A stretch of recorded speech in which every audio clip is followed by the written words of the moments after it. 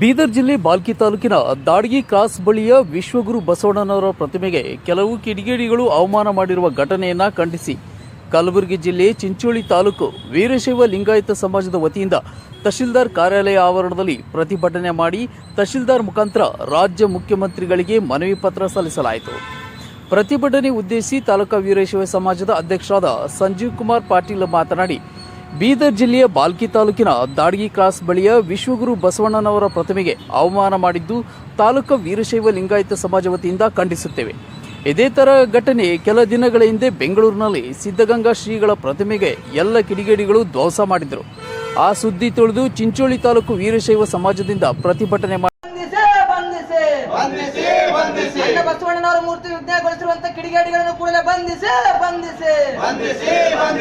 ಬೇಕೇ ಬೇಕು. ಬೀದರ್ ಜಿಲ್ಲೆ ಬಾಲ್ಕಿ ತಾಲೂಕಿನ ಬಸವಣ್ಣನವರ ಮೂರ್ತಿ ವಿಜ್ಞಾನಗೊಳಿಸಿರುವಂತಹ ಕಿಡಿಗೇಡಿಗಳನ್ನು ಕೂಡಲೇ ಬಂಧಿಸಿ ಬೇಕೇ ಬೇಕು. ಅಯ್ಯಯ್ಯೋ ಅಯ್ಯಯ್ಯೋ ಅಯ್ಯಯ್ಯೋ ಅಯ್ಯಯ್ಯೋ ಸರ್ಕಾರ ಈ ಕೂಡಲೇ ಎಚ್ಚರಗೊಂಡು ಮಹಾಪುರುಷರ ವೃತ್ತದ ಬಳಿ ಸಿಸಿ ಕ್ಯಾಮೆರಾ ಅಳವಡಿಸಿ ಮಹಾಪುರುಷರ ವೃತ್ತದ ಬಳಿ ಸಿಸಿ ಕ್ಯಾಮೆರಾಗಳು ಅಳವಡಿಸಿ ಬೇಕೇ ಬೇಕು ಬೇಕೇ ಬೇಕು. ರೀಸೆಂಟ್ಲಿ ಆಗಿ ಬೆಂಗಳೂರಿನಲ್ಲಿ ತುಮಕೂರು ಸಿದ್ಧಗಂಗಾ ಮೂರ್ತಿಯವರು ಧ್ವಂಸ ಮಾಡಿದ್ರು. ಅವಾಗೇ ನಾವು ಸ್ಟ್ರೈಕ್ ಮಾಡಿ ಹೇಳಿದ್ದೇವೆ.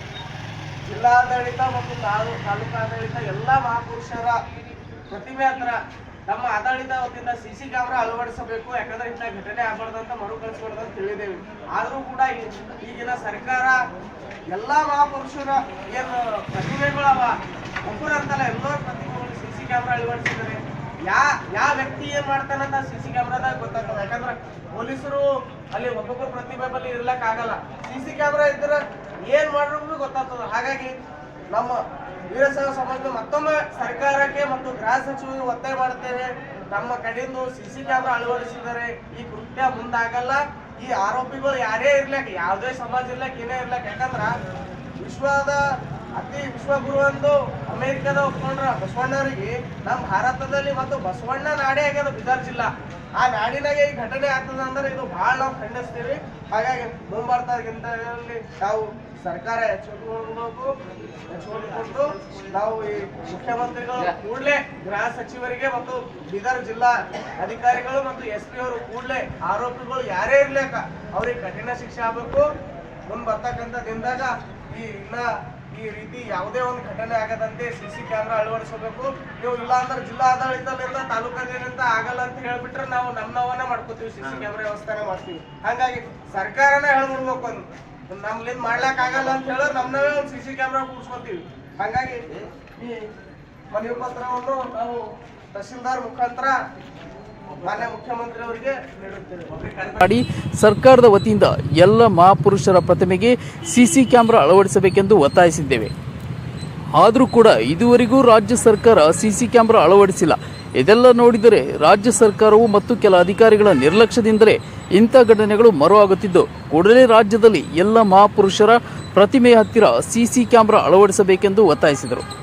ಪ್ರತಿಭಟನೆಯಲ್ಲಿ ತಾಲೂಕಾ ವೀರಶೈವ ಲಿಂಗಾಯತ ಸಮಾಜದ ಗೌರವಾಧ್ಯಕ್ಷರಾದ ರಮೇಶ್ ಪಟ್ಟಶೆಟ್ಟಿ, ತಾಲೂಕಾ ಖಜಾಂಚಿಗಳಾದ ರವೀಂದ್ರ ಬಂಡೆಪ್ಪನೋರ್, ತಾಲೂಕಾ ಯುವ ಅಧ್ಯಕ್ಷರಾದ ಪವನ್ ಪಾಟೀಲ್, ಸಮಾಜದ ಮುಖಂಡರಾದ ಬಸವರಾಜ್ ದೇಶ್ಮುಖ್, ಗಾರಂಪಳ್ಳಿ, ವಿವೇಕ್ ಪಾಟೀಲ್, ರೇವಣ ಸಿದ್ದಮೊಗ, ವಿಶ್ವನಾಥ್ ರೆಡ್ಡಿ, ಮಂಜುನಾಥ್ ಲೇವಡಿ, ಸಂತೋಷ್ ಕೊಂಡ, ಗುಂಡಾರೆಡ್ಡಿ, ರಾಕೇಶ್ ದೇಸಾಯಿ, ಸಂತೋಷ್ ಚಿಟ್ಲ, ಮಲ್ಲು ಸುನಗಲ್ಮಠ್, ಶಾಂತಯ್ಯ ಸ್ವಾಮಿ, ಬಸವ ಅಭಿಮಾನಿಗಳಾದ ಗೋಪಾಲ ಗಾರಂಪಳ್ಳಿ, ಅಂಜಪ್ಪ ಪೂಜಾರಿ, ಕಲ್ಲೂರು ಪ್ರತಿಭಟನೆಯಲ್ಲಿ ಭಾಗಿಯಾಗಿದ್ದರು. ನಾಗರಾಜ್ ಪಾಟೀಲ್, C9 ಕನ್ನಡ, ಚಿಂಚೋಳಿ.